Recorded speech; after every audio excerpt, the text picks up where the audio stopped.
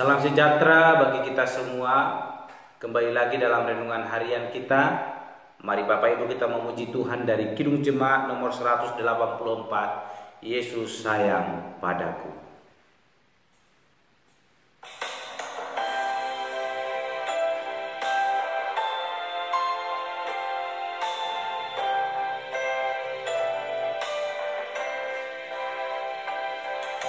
Yesus sayang padaku, Alkitab mengajarku, walau kecil lemah, aku ini miliknya.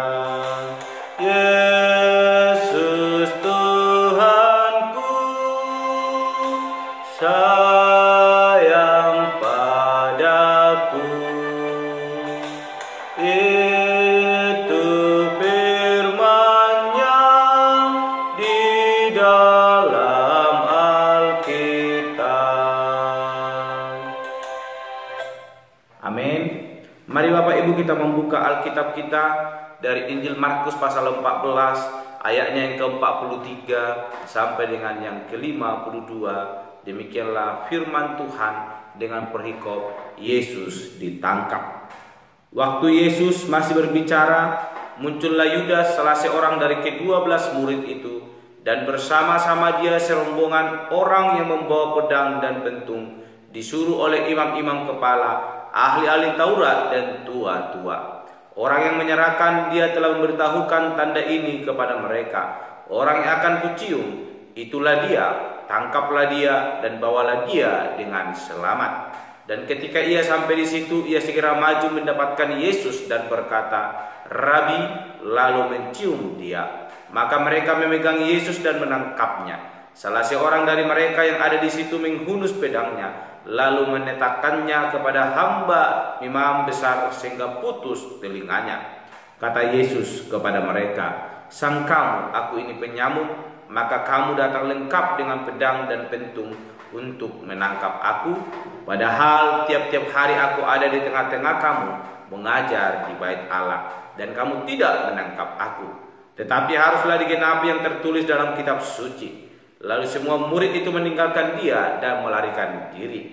Ada seorang muda yang pada waktu itu hanya memakai selai kain lenan untuk menutup badannya, mengikuti dia. Mereka hendak menangkapnya, tetapi ia melepaskan kainnya dan lari dengan telanjang. Amin. Bapak Ibu saudara yang terkasih dalam nama Tuhan Yesus Kristus, dalam perenungan kita hari ini saya memberikan tema bagi kita semua, kemurnian iman dan ketulusan hati.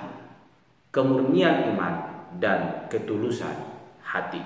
Bapak Ibu saudara yang terkasih dalam nama Tuhan Yesus Kristus, panjang lebar kita telah membaca ayat renungan kita pada hari ini yang menceritakan bagaimana Yesus ditangkap melalui tanda yang diberikan oleh Yudas Iskariot, di mana Yudas adalah salah seorang daripada murid Yesus yang telah menjual Yesus kepada para ahli Taurat, para tua-tua, bahkan orang-orang Farisi untuk boleh dihakimi, disesat dan mengalami penderitaan.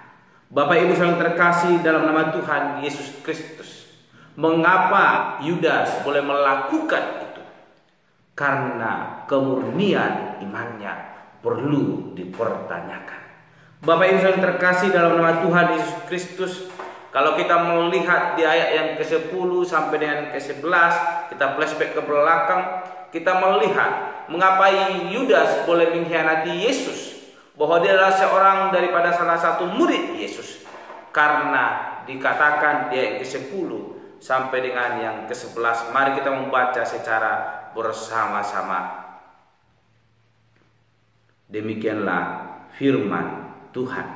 Lalu pergilah Yudas Iskariot, salah seorang dari ke-12 murid itu, kepada imam-imam kepala dengan maksud untuk menyerahkan Yesus kepada mereka. Mereka sangat gembira waktu mendengarnya dan mereka berjanji akan memberikan uang kepadanya. Kemudian ia mencari kesempatan yang baik untuk menyerahkan Yesus. Bapak Ibu saudara terkasih dalam nama Tuhan Yesus Kristus, kita boleh melihat bagaimana kemurnian iman yang dimiliki oleh Yudas Iskariot, salah seorang daripada murid Yesus, bahwa dia tidak memiliki iman yang murni kepada Yesus Kristus. Dia mengikut Yesus Kristus karena dia cinta akan uang, bukan cinta Yesus. Bapak Ibu saudara terkasih, motivasi Yudas mengikut Yesus bukanlah karena kasih, namun motivasi Yudas adalah sebuah keuntungan untuk diri sendiri, sehingga dia berani menjumpai para pembesar-pembesar itu dan hendak mau menjual Yesus dengan sejumlah uang. Jikalau kita melihat apa yang kurang yang telah dilakukan oleh Yesus Kristus kepada Yudas Iskariot, dia telah melihat banyak mujizat-mujizat yang dilakukan oleh Yesus Kristus. Namun kita boleh melihat, kalau kita flashback kembali ke belakang Bapak Ibu terkasih, bagaimana Yudas Iskariot ketika melihat Maria boleh menuangkan minyak yang begitu mahal harganya, mengurapi Yesus, dia berkata, mengapa membuang-buang minyak itu? Karena dia hanya mau melihat nilai uang itu dan mau mendapat keuntungan sendiri.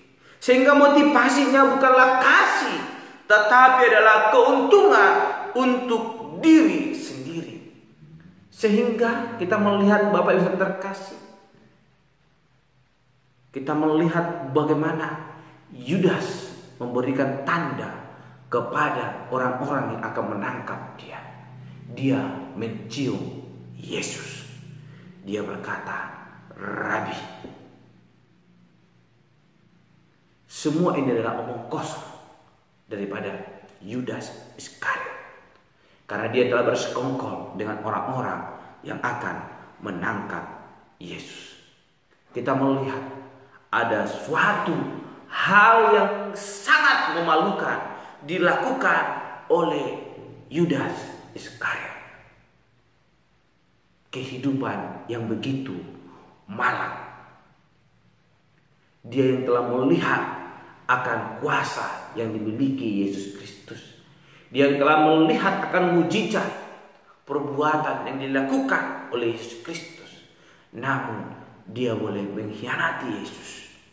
Dia menjual Yesus dengan sejumlah uang. Bapak Ibu saudara yang terkasih dalam nama Tuhan Yesus Kristus, orang yang paling malang di dunia ini adalah ia yang mengaku dirinya sebagai pengikut Kristus dan terlibat dalam berbagai pelayanan, namun akhirnya dia kehilangan hak waris kerajaan Allah karena menjual Yesus Kristus demi hal yang lain. Mari Bapak Ibu kita lihat diri kita sendiri. Apakah kita adalah salah satu orang daripada orang yang paling malang di dunia ini? Seperti Yudas Iskariot yang telah melihat namun menjual Yesus hanya untuk demi kepentingan diri sendiri yang tidak memiliki faedah.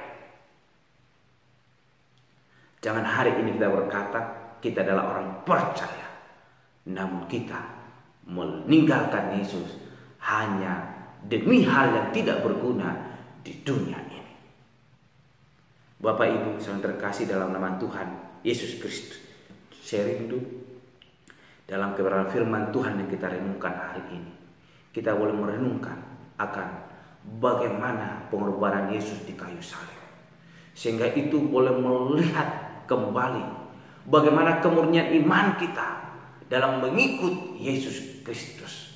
Apakah kita hanya mengikut dan menipu diri kita sendiri, bahkan menipu Yesus Kristus? Kita berkata kita percaya, namun kita tidak sungguh percaya. Kita seperti Yudas, hanya untuk mencari keuntungan diri sendiri mengikut Yesus Kristus, sehingga dia kehilangan kemuliaan itu yang akan diberikan Yesus Kristus kelak di surga yang telah Tuhan sediakan. Mari Bapak Ibu saudara yang terkasih dalam nama Tuhan Yesus Kristus, ciuman yang begitu indah namun bermakna sangat jahat sekali.